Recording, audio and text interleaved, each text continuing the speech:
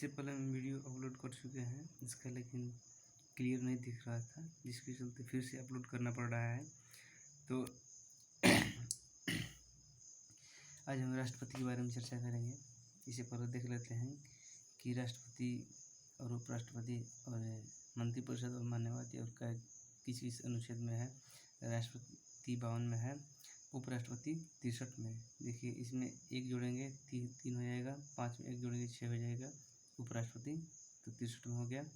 मंत्रिपरिषद 74 में, और 74 का दुगुना कितना होता है 148। तो कै किस में हो गया 148 में। मान्यवादी 76 में, मंत्रिपरिषद में 2 जुड़ेंगे 76, मान्यवादी। देखिए राष्ट्रपति के बारे में आज चर्चा करेंगे हम। राष्ट्रपति अनुच्छेद 52 में कहा गया है कि भारत का एक राष्ट्रपति होगा। और अनुच्छेद 53 में कहा गया है कि संघ की कार्यपालिका शक्ति राष्ट्रपति में निहित होगी, वह तीनों सेनाओं का सर्वोच्च सेनापति होगा। अर्थात 3 में कहा गया है कि तीनों सेनाओं का सर्वोच्च सेनापति होगा। 3 से तीनों सेनाओं का प्रधान इसे कह सकते हैं। 53 में 3 से तीनों सेनाओं का प्रधान। और योग्यता के बारे में चर्चा करते हैं। तो योग्यता, राष्ट्रपति की योग्यता अनुच्छेद 58 में दिया गया है, जिसमें कहा कि भारत का नागरिक होगा। मतलब कि राष्ट्रपति बनने के लिए योग्यता में अनुच्छेद 58 बताया गया है, और ये शर्त पूरी होनी चाहिए। भारत का राष्ट्रपति नागरिक हो, 35 वर्ष की आयु हो, लोकसभा का सदस्य बनने योग्य हो, और कोई भी लाभ के पद पर न हो। और देखिए यदि उपराष्ट्रपति की बात करते हैं तो उपराष्ट्रपति की योग्यता 66 में अनुच्छेद 66 में दी गई है, और लोकसभा की जगह पर राज्यसभा का सदस्य होना चाहिए, और सेम टू सेम वही रहेगा। जैसे उपराष्ट्रपति में भारत का नागरिक हो, 35 वर्ष की आयु हो, और लाभ के पद पर न हो, लेकिन राज्यसभा का, लोकसभा की जगह राज्यसभा का सदस्य बनने योग्य हो। लाभ के पद के बारे में देख लेते हैं। लाभ शब्द का संविधान के अनुच्छेद 102 के अंतर्गत संसद सदस्यों की योग्यता को निर्धारित करने के लिए लाभ पद शब्द का प्रयोग किया गया है, परंतु संविधान में इसे परिभाषित नहीं किया गया है। उच्चतम न्यायालय ने इसकी व्याख्या में कहा, कोई व्यक्ति जो सरकार के अधीन किसी कर्तव्य का निर्वहन करता है और बदले में उसे वेतन, फीस, कमीशन या अन्य कोई सुविधा प्राप्त होती है, तो वह व्यक्ति लाभ के पद पर माना जाएगा और उसका पद लाभ का पद माना जाएगा। परंतु संसद विधि बनाकर ऐसे किसी भी पद को लाभ के पद के दायरे से बाहर कर सकती है। मतलब कि कोई व्यक्ति राष्ट्रपति पद पर चुनाव लड़ रहा है और किसी लाभ के पद पर है, तो यदि संसद एक विधि बनाकर उस पद को पहले से ही लाभ के पद के दायरे से बाहर कर दे, तो वो पद लाभ का पद नहीं माना जाएगा। इसका कहने का मतलब यही है। अब देख लेते हैं। देखिए निर्वाचन 54 में, निर्वाचन अनुच्छेद 54 में है। इस तरह याद कर सकते हैं, चुनाव 54 में इस तरह। तो देखिए राष्ट्रपति का चुनाव कैसे होता है। तो संसद के दोनों सदनों के निर्वाचित सदस्यों द्वारा, कितने सदन हैं 2 सदन हैं, एक लोकसभा एक राज्यसभा। तो क्यों निर्वाचित सदस्यों कह रहा है, क्योंकि जो राज्यसभा में 12 मनोनीत करता है राष्ट्रपति और लोकसभा में 2 मनोनीत करता है राष्ट्रपति, तो ये ना हो कि कहीं राष्ट्रपति मनोनीत किया है तो इसके पक्ष में वोट डाल दें, इसके चलते इसलिए कहते हैं निर्वाचित सदस्यों का। मतलब कि संसद में जितने लोकसभा और राज्यसभा सदस्य हैं जो केवल चुनाव जीते हैं, उनके लिए वही वोट करेंगे और दूसरा कोई नहीं करेगा। राज्य के विधानसभा के निर्वाचित सदस्यों द्वारा, देखिए इसमें भी कहा है निर्वाचित सदस्यों द्वारा, जिसमें दिल्ली और पांडिचेरी भी शामिल है। तो टोटल कितना हो जाएगा, देखिए पांडिचेरी, दिल्ली और पांडिचेरी 2 ही हो गया, और राज्य में आकर राज्य में 29 राज्य, 2 केंद्र शासित पांडिचेरी और दिल्ली, टोटल 31, 14 को छोड़। अब देखिए यहाँ पर देख लेते हैं राज्यसभा में जो 12 राष्ट्रपति मनोनीत करता है, वो आर्टिकल 80(3) के तहत चुनता है और लोकसभा में 2 चुनता है, 331 के तहत चुनता है। अब देखिए, राष्ट्रपति के चुनाव अनुपातिक प्रतिनिधित्व की एकल संक्रमणीय पद्धति प्रणाली द्वारा होता है, अप्रत्यक्ष विधि से। राष्ट्रपति का चुनाव अप्रत्यक्ष विधि से होता है। कार्यकाल अनुच्छेद 56 में दिया गया है। शपथ ग्रहण की तारीख से 5 वर्ष तक शासन करेंगे राष्ट्रपति।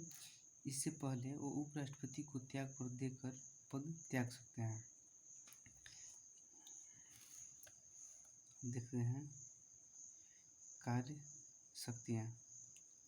देखिए, राष्ट्रपति के पास 3 प्रकार की कार्यकारी शक्तियाँ होती हैं: विधायिक कार्य, प्रशासनिक कार्य और न्यायिक कार्य। विधायिक कार्य में राष्ट्रपति संसद का अभिन्न अंग होता है। विधायिक कार्य में कहा गया है कि राष्ट्रपति संसद का अभिन्न अंग होता है। बिना उसके हस्ताक्षर के कोई भी विधेयक कानून नहीं बन सकता है। जैसे मान लीजिए कोई विधेयक राज्यसभा में पास हो गया, लोकसभा में पास हो गया, उसके बाद राज्यसभा लोकसभा में पास हो गया तो राष्ट्रपति के पास जाएगा, तो राष्ट्रपति हस्ताक्षर करने के लिए मना कर दे तो वो विधेयक कानून नहीं बन पाएगा। राष्ट्रपति संसद के प्रत्येक सत्र को आहूत या शत्रुसान कर सकता है। शत्रुसान माने जो करा सकता है, आहूत माने बुला सकता है। राष्ट्रपति की निषेधाधिकार शक्तियाँ। राष्ट्रपति के पास 3 प्रकार की शक्तियाँ, निषेधाधिकार शक्तियाँ होती हैं, जिसमें कि संपूर्ण निषेधाधिकार, निलंबनकारी निषेधाधिकार, जीवी निषेधाधिकार। इसके बारे में चर्चा करते हैं। देखिए, संपूर्ण निषेधाधिकार शक्तियाँ। संपूर्ण निषेधाधिकार शक्तियों में यदि संसद विधेयक पारित करके राष्ट्रपति के पास भेजता है, मान लीजिए रामनाथ कोविंद इस टाइम है राष्ट्रपति, तो राष्ट्रपति के पास भेजता है तो हस्ताक्षर करने के लिए मना कर दें यदि राष्ट्रपति, तो विधेयक पूर्णतः समाप्त हो जाता है वहीं पे, तो कानून नहीं बन सकता है। इस प्रकार के मतलब की शक्ति को कहते हैं संपूर्ण निषेधाधिकार शक्ति। देखिए, निलंबनकारी निषेधाधिकार। संसद यदि विधेयक पारित करता है और राष्ट्रपति के पास जाता है हस्ताक्षर करने के लिए, लेकिन राष्ट्रपति पुनः विचार के लिए भेज देते हैं, संसद पुनः पारित कर देती है, मतलब उसमें विचार करती है फिर पुनः पारित करती है। राज्यसभा लोकसभा दोनों से पारित हो जाता है। राष्ट्रपति हस्ताक्षर करने के लिए बाध्य हो जाएंगे। तो देखिए, निलंबनकारी निषेधाधिकार मतलब कि इसमें कुछ टाइम लग गया, क्योंकि फिर गया फिर आया, तो इसमें कुछ टाइम लगेगा, इसलिए विलम्ब होता है इसमें, इसे निलंबनकारी निषेधाधिकार कहा जाता है। क्योंकि इस प्रक्रिया में, देखिए लिखा भी है यहाँ पे नोट में, क्योंकि इस प्रक्रिया में विधेयक कानून बनने के कुछ समय के लिए रुक जाता है, इसलिए इसे निलंबनकारी निषेधाधिकार कहते हैं। निलंबनकारी मतलब लेट, विलम्ब। जीवी निषेधाधिकार क्या होता है? संसद विधेयक पारित करती है और राष्ट्रपति के पास जाता है और राष्ट्रपति न तो हस्ताक्षर करता है और न पुनः विचार के लिए वापस भेजता है, अनिश्चित काल के लिए अपने पास रख ले, उसे जेबी वीटो कहते हैं। जेबी वीटो मतलब अपने जेब में रख ले, पॉकेट में। इसका एक उदाहरण देख लेते हैं। 1986 में तत्कालीन राष्ट्रपति ज्ञानी जैल सिंह ने डाक संशोधन विधेयक 1986 पर जेबी वीटो का प्रयोग किया था।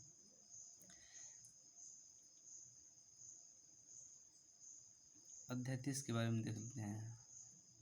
अध्यादेश जारी करना, अनुच्छेद 1, 2, 3, इसे 1, 2, 3 करके भी हम लोग याद करते हैं, चाहे 123।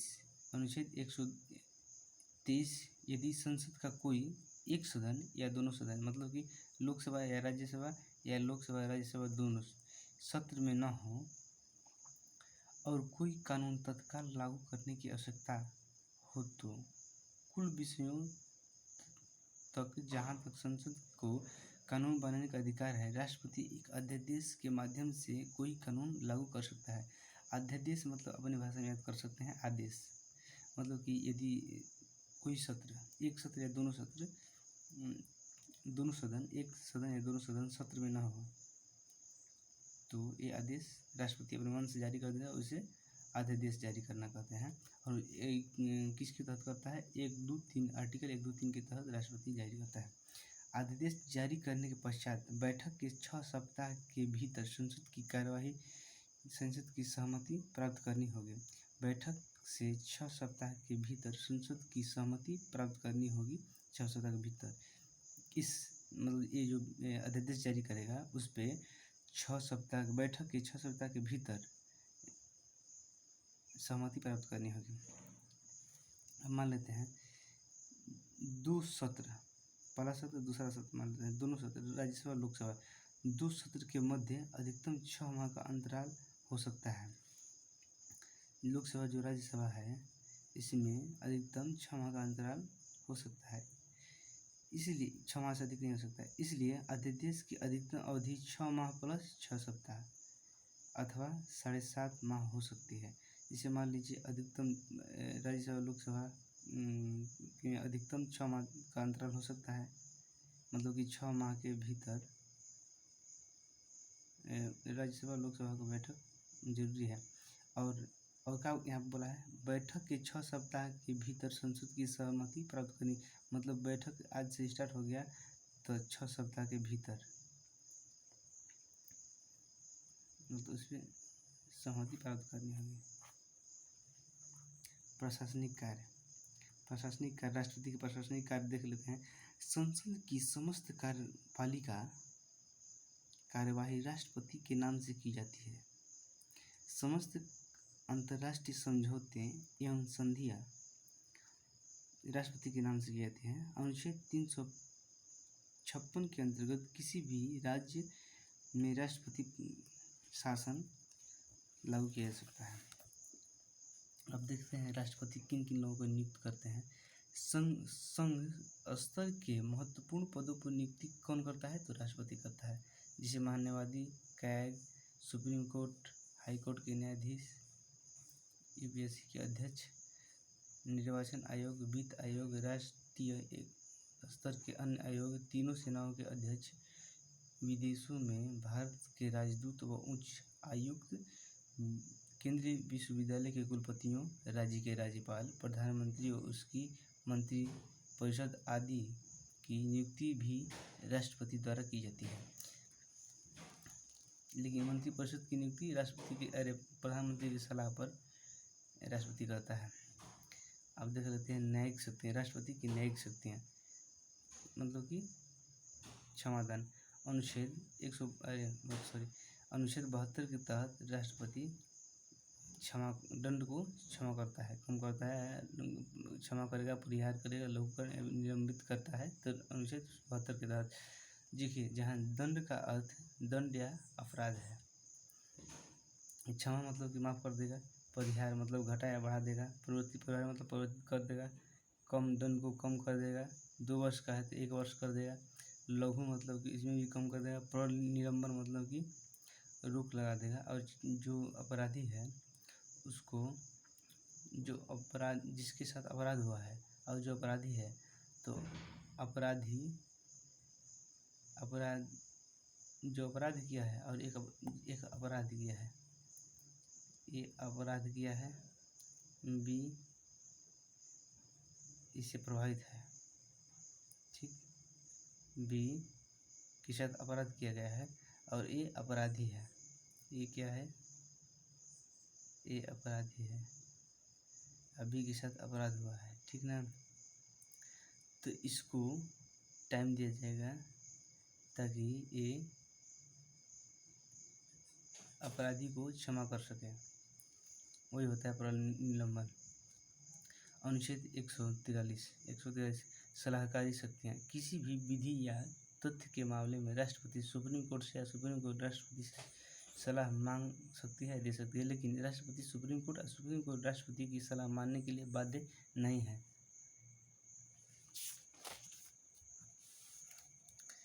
अब देख लेते हैं राष्ट्रपति पर महाभियोग। राष्ट्रपति पर महाभियोग अनुच्छेद 61 के तहत लगाया जाता है। संसद के किसी भी सदन में उसके कम से कम 1/4 सदस्यों द्वारा संविधान उल्लंघन का आरोप लगाया जाएगा।